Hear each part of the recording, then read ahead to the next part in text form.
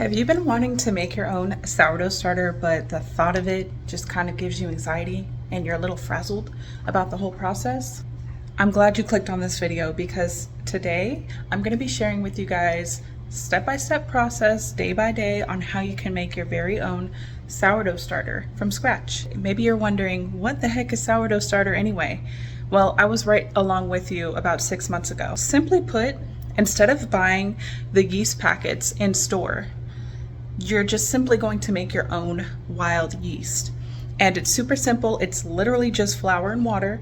And as far as what flours, you can use literally any flour to get your sourdough starter going.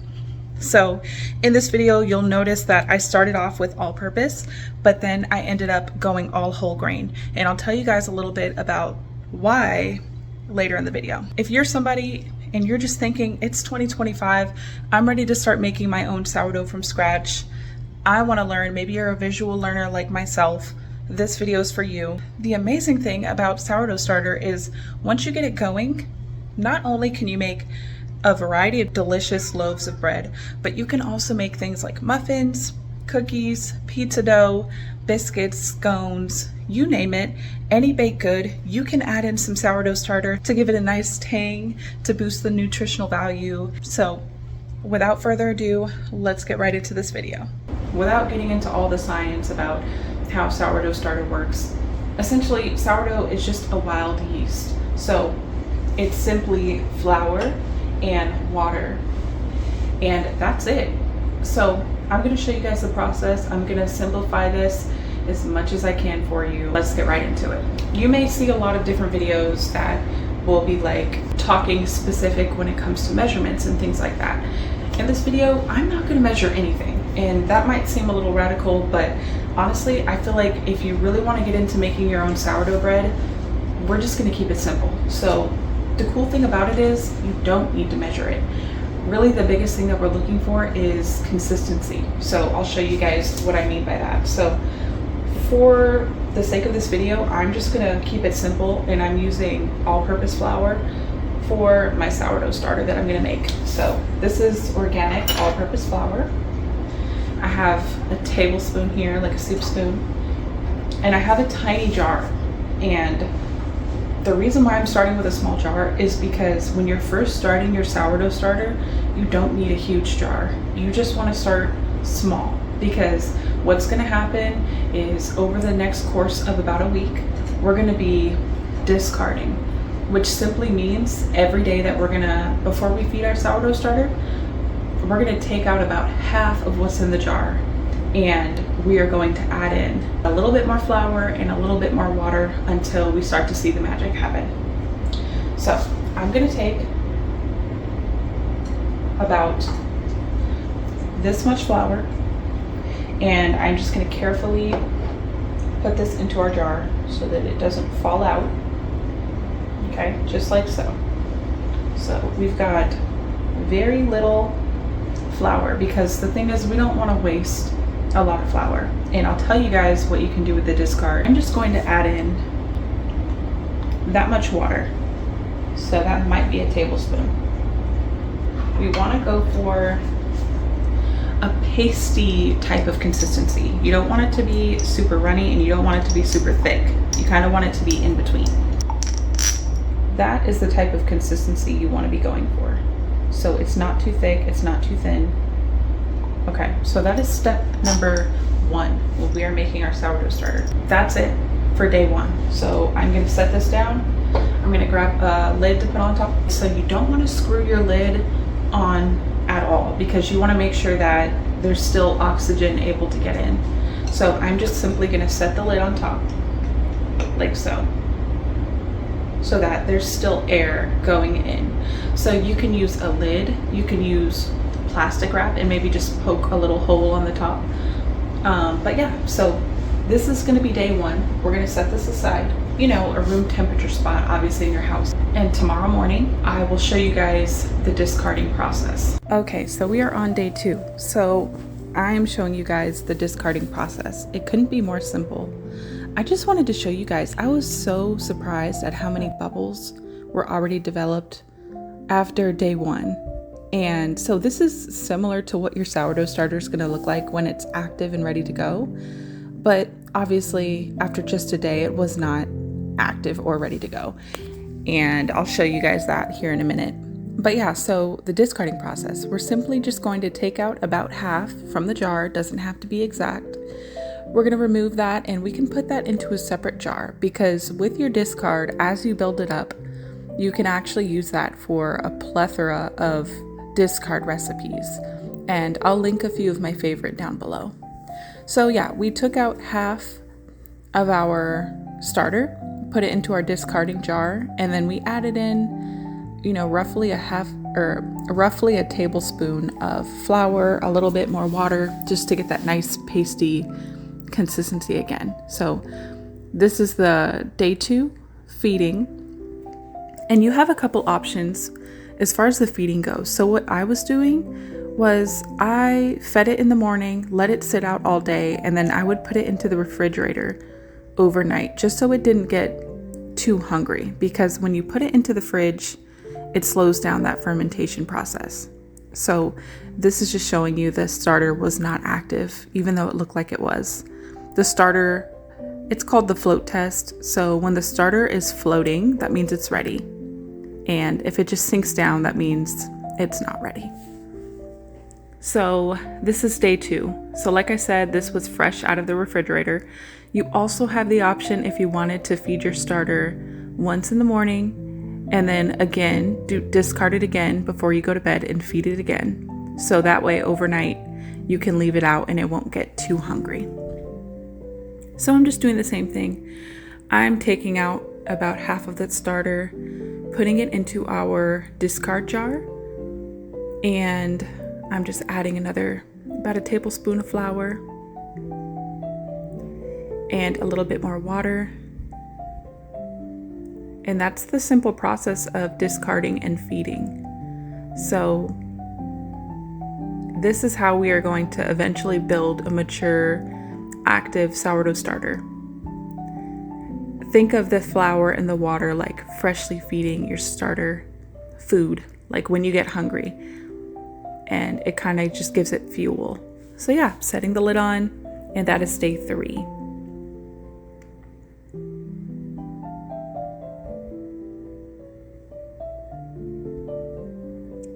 Okay, day 4, we are just doing the same thing. So as you guys can see, this is a repetitive process. And we've got a little bit of activity going, as you can see. Not a whole lot of activity, but a little bit. And so I'm just going to do the same thing. I'm going to discard about half of what's in our starter jar into the discarding jar.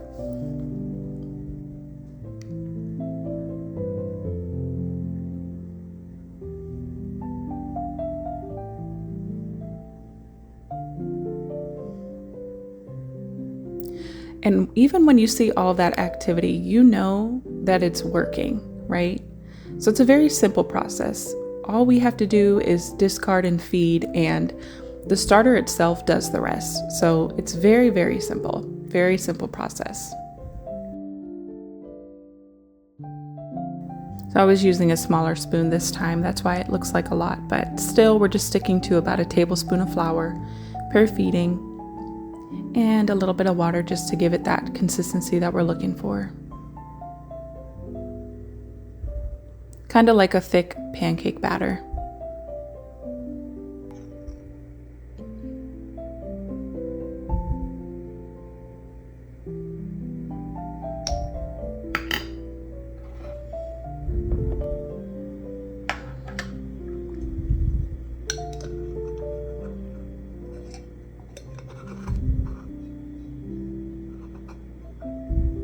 Setting that aside.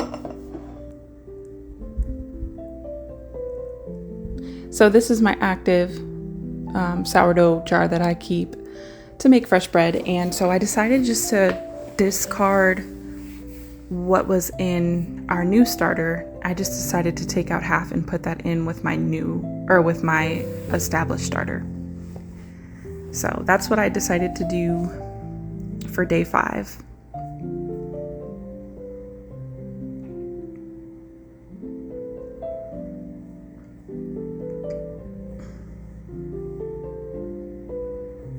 Same thing, we're just adding in a bit more flour after we discard. And you guys get the idea here, right? Very, very simple, very repetitive. And it's a game of patience. That's the thing about a sourdough starter is you just have to kind of be patient with the process. It's obviously not like the store-bought yeast where you can just open up a packet and make a fresh loaf of bread in a matter of hours or minutes. But it is absolutely worth the wait. So just freshly fed that, going to set it aside once again. And I believe this is when I started getting a little bit weary about this sourdough starter. I noticed that, and you guys may notice that there is like kind of a strong, pungent, sour, yogurty smell to your starter. Don't be alarmed at this. It's perfectly normal for a starter that's being established to have sort of a smell, but take heart because that smell should be gone in a few days. It won't last.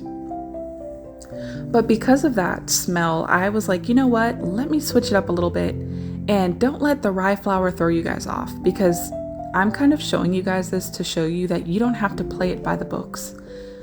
If you want to switch up your flours halfway throughout the process of making your starter, it's not going to hinder the process whatsoever. If anything, it can enhance it. And the reason I decided to add in some whole grain was because whole grain has a lot more nutrition than just your standard all-purpose flour. So I added in a little bit of rye on this day because like I said, I was getting a little weary. I think this was day 6? This was day 6 and that smell wasn't going away. So I was like, you know what? Let me add a little bit of rye and see what that does. So I set that aside.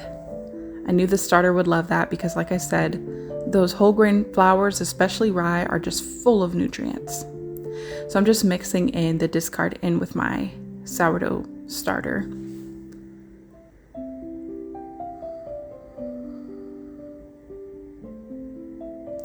I decided to change jars. So I wanted to put the starter into a fresh jar. So I'm going to remove a little bit. That yogurt smell was still there, the sour yogurty smell. And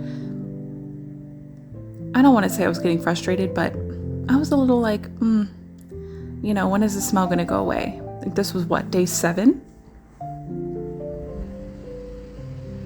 I wasn't expecting it to be there that long. And mind you, I've only made one other starter before this. And so I don't really remember the smells and things like that. But I did look into it. I looked into it and it's perfectly fine.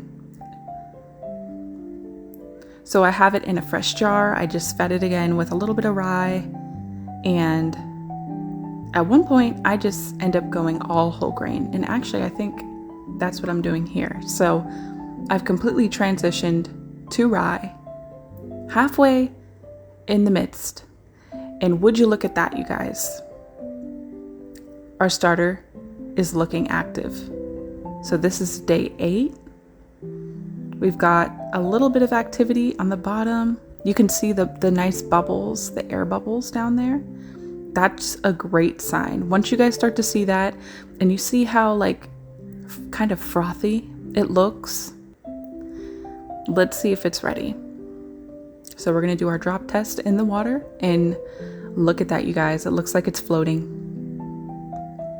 You know what that means. It's time to make some bread. So I was so excited when I saw this. So this is the next day because that was at night when I filmed that.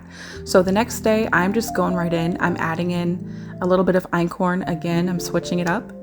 And feel free to do that, you guys. If there's a certain flour you want to use or you want to try, you can do it. Trust me, your sourdough starter is very resilient and very forgiving. So you can go ahead and do that. I added in a little bit of whole grain einkorn and rye and a bit of water. And this is our feeding. So we're feeding, of course, so that it can get nice and bubbly and active before we make our loaf of bread.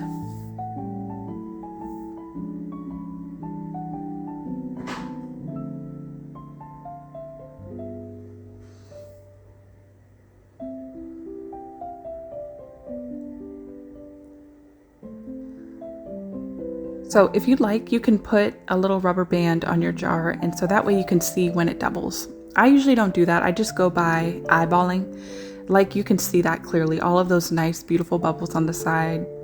You can tell that it's clearly doubled and that it's ready to go to make bread. So just kind of visually, you can be able to see that. And like I said, you can confirm with the drop test in the water. So our starter is ready to go, ready to make a beautiful loaf of bread.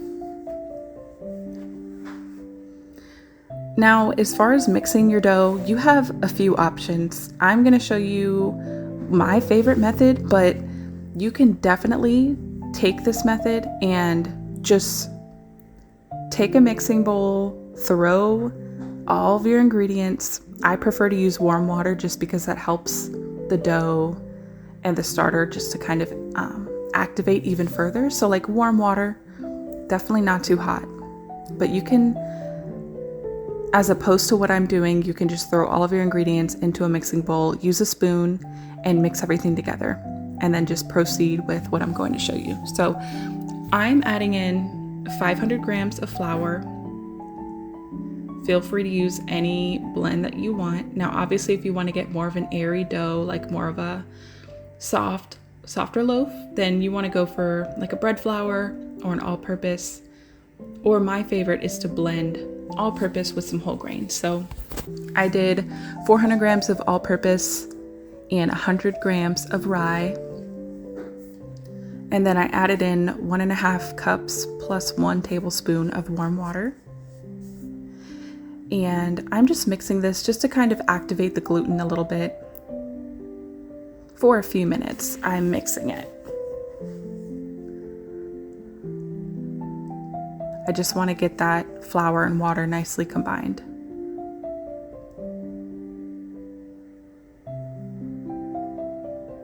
I love the results that I get when I make bread this way. So this is called an autolaise, where you let the flour and water sit for an hour together. And then after that hour, you go back and you add in your sourdough starter and your salt. So I'm measuring out, I think 9 or 10 grams of salt.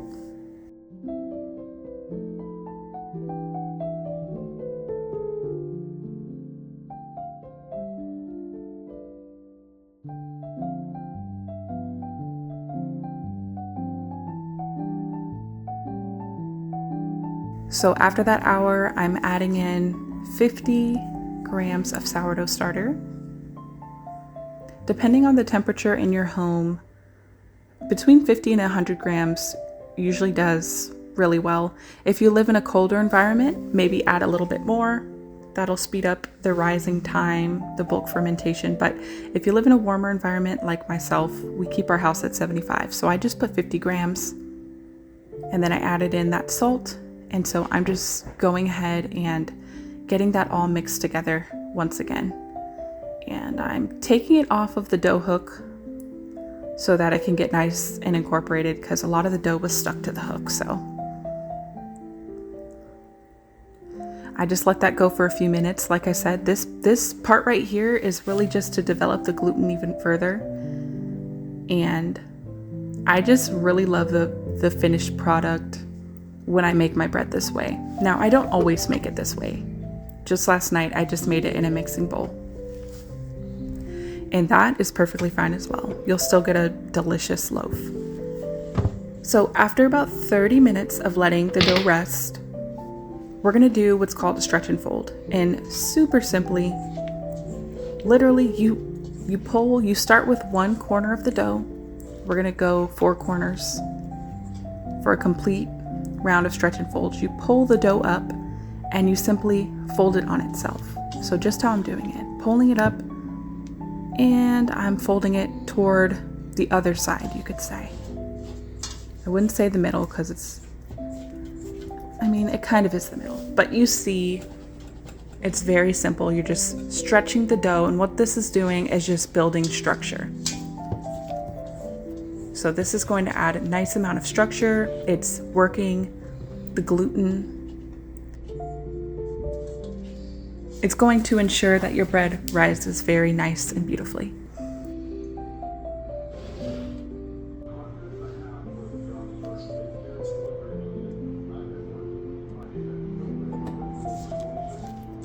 This is our second stretch and fold. So after a half an hour, I'm coming back to the bowl and I'm repeating this process. So a total of 4 stretch and folds, corner by corner. And I know it's a circle, but you just kind of see how I'm doing it. You just turn the bowl, turn it 3 times. And yeah. So I'm going to do a total of 3 stretch and folds, and just kind of keep an eye on your dough. We're letting it rest 30 minutes in between. If your dough looks like it could benefit from another, if it's kind of slack, then you can go ahead and give it another stretch and fold.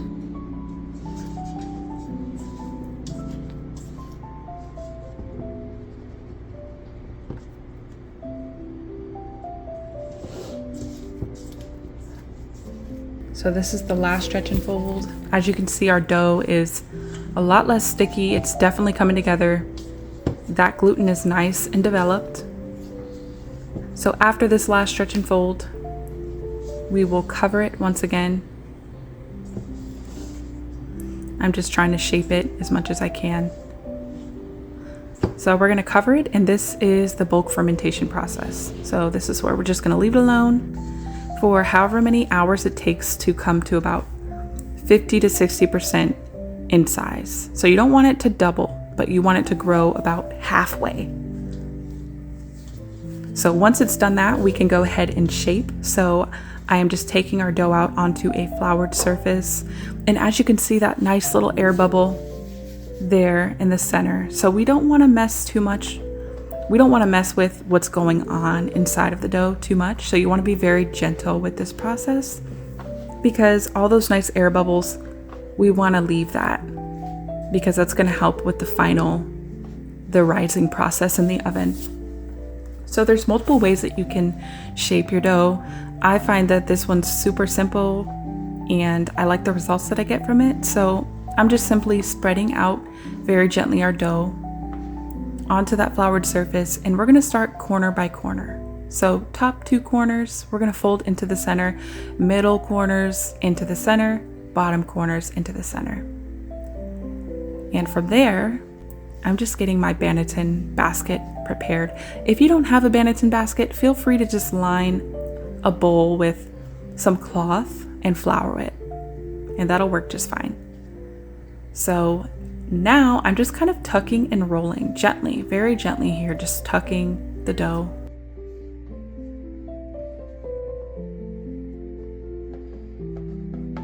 I'm just very gently tucking the dough and just kind of shaping it gently with my hands so that it's ready to go into the Banneton basket. Flipping it over gently, and yeah, just kind of gently toss it into your Banneton basket. You may have to adjust it so that the seam side is facing up. And with your fingers, you can just gently pinch the creases just to kind of bring them together and close them up a bit.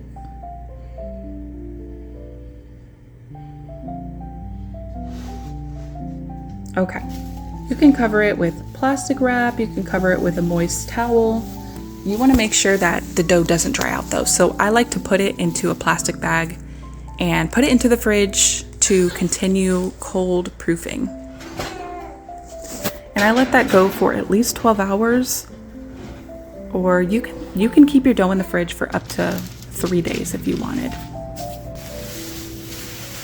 So I just threw the cast iron to get preheated into our oven. So the oven is preheated at 450 degrees.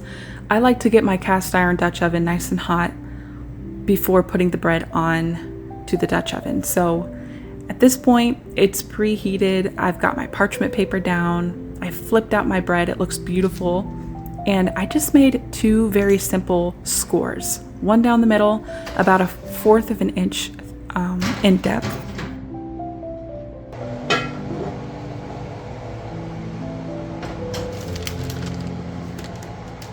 So you want to be careful, because if you preheat your Dutch oven, obviously it's going to be very hot. I like to add an ice cube in with mine because I love the effect that you get from the steam. So I usually add an ice cube on the side, of course, so it doesn't touch the bread and doesn't get it soggy. But as you can see, that steam rolling out right there, that is going to give your bread a beautiful, what is called an ear. You'll see what I mean by that when I pull it out. So that's optional. You don't have to do that, but you definitely can. All right, you guys, that is the final product. So what I did there was about 20 minutes into the baking time, I removed the lid and turned the heat down to 425 so that it can get a nice, beautiful golden brown crust. And that is the result, you guys. Our bread came out looking absolutely stunning, beautiful. And I hope that yours comes out like this as well. So we're gonna just take it out from the Dutch oven, and I like to let it cool for at least a few hours.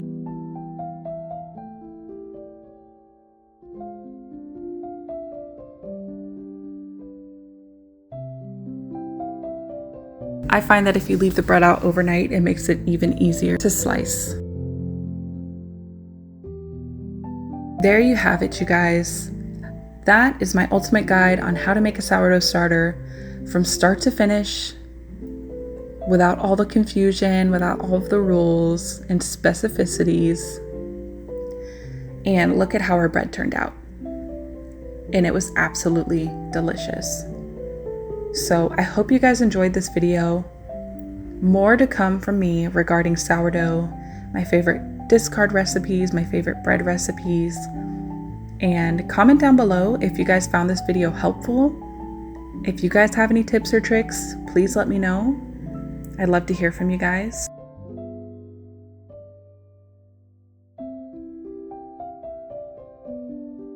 Thank you guys so much for tuning in to my channel, and thank you for watching my video on my ultimate guide to making sourdough starter and making sourdough bread with your starter.